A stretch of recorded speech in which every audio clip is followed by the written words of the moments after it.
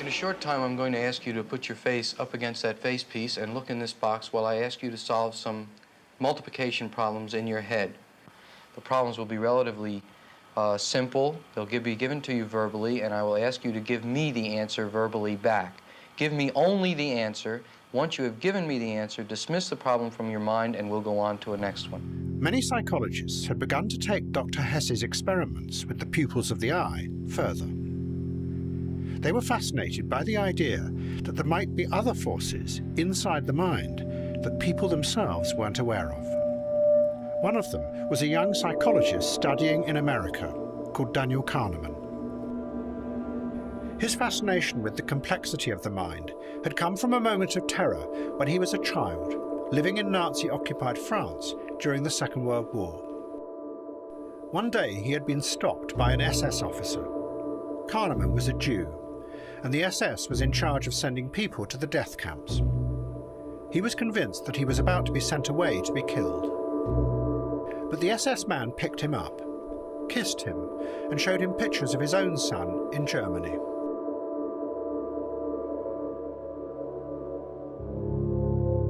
Kahneman decided that the human mind was very strange and full of contradictory impulses.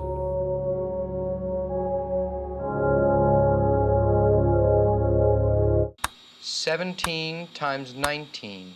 Now, he, along with other psychologists inspired by Dr. Hess, 200. studied the pupils in people's eyes as they gave them all kinds of problems to solve, while distracting them with music and noise. 223. They were trying to probe further into the human brain to see how it responded to the world outside in ways that the individual wasn't aware of. But as Kahneman and the others watched the individuals in their laboratories, isolated from the society outside, they were led down a very strange path. That in the age when the individual self was going to become the central focus, from politics through to consumerism, the scientists were going to come to the conclusion that maybe the conscious self wasn't fully in control of what humans did. 35 years later, Kahneman was going to be given the Nobel Prize for a theory that began with his work in the 1960s. He would come to believe that what we think of as the self is really just a small part of something else hidden inside our brains. A much larger part of the brain that actually experiences the world outside. But that experience makes no sense.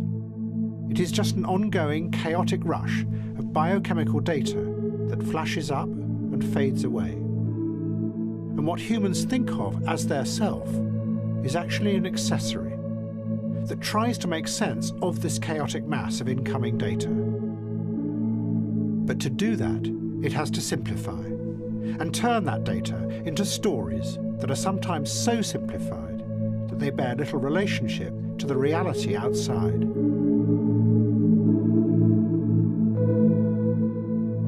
It gives people the feeling that they are in control, but that is just a comforting illusion.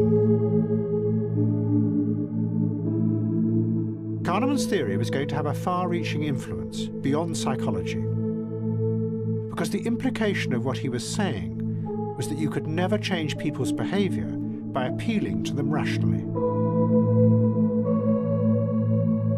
And in a strange way, Kahneman was saying the same thing as the left-wing revolutionaries.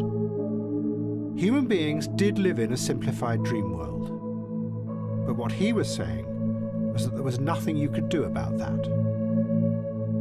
And in an age of individualism, when you could no longer order people about, the only solution was to keep them in that dream world, and to make sure the dream world was safe and happy. The idea of appealing to them rationally and changing the world was pointless.